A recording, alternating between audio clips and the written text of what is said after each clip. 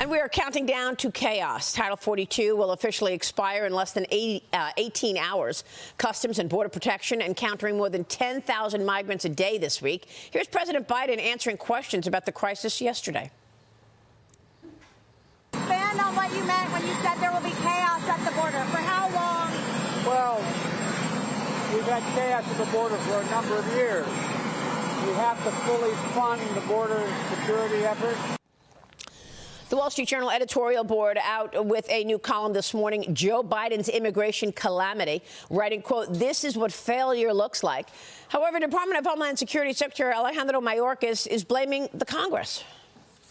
I cannot overemphasize that our current situation is the outcome of Congress leaving a broken, outdated immigration system in place for over 2 decades.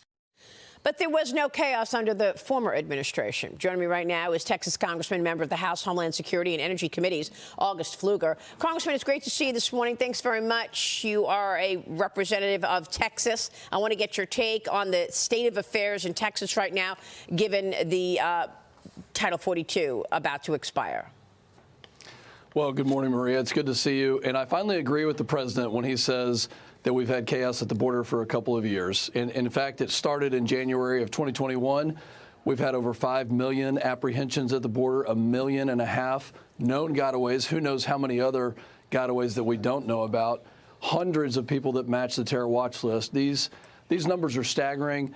In fact, it's more than the population of 33 states in this country, and it's wreaked chaos. The amount of crime and the community impacts, my constituents being killed by traffickers.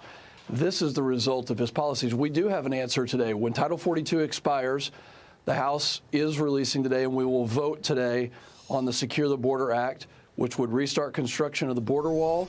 It would end catch and release, and it would give Americans the security that we so desperately need that the Biden administration has failed to do. Well, I believe the Biden administration is not going to go for that, and he may veto it. The administration is allowing all Border Patrol sectors to mass release migrants once non-government organizations are at overcapacity.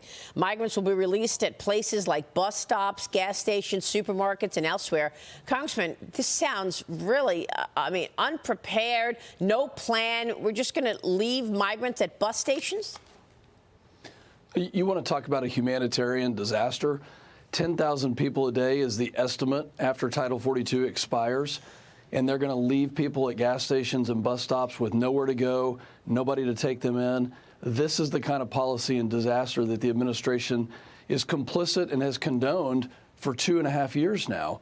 But it's the thing that my community, just a little over 100 miles away from the border, will have to deal with, and so many other communities.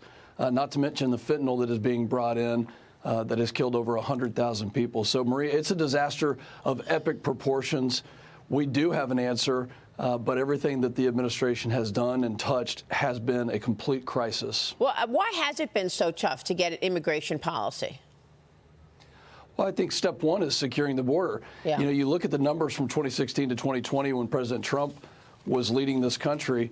And we had the opportunity at that point in time to really start talking about immigration reform. But this administration has gone the opposite direction. Yeah. And meanwhile, in the face of all of this, we've got these allegations of massive criminality. The House Oversight Committee laid out the Biden family's influence peddling scheme.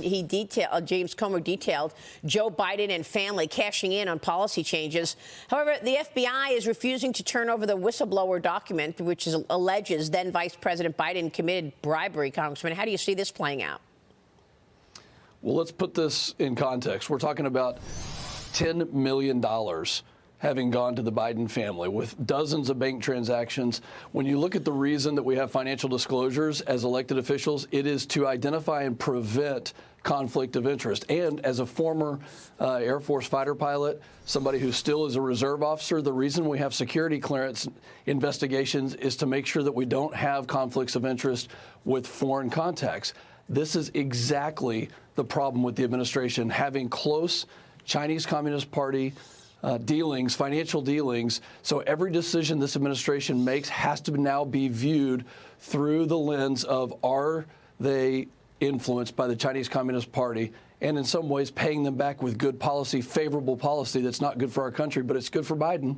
Very, very disturbing. You know, we just showed the op-ed from the Journal, the Biden family business. Problem is, we don't really know what that business is. We don't know why they were getting all these checks, $10 million in payments for what?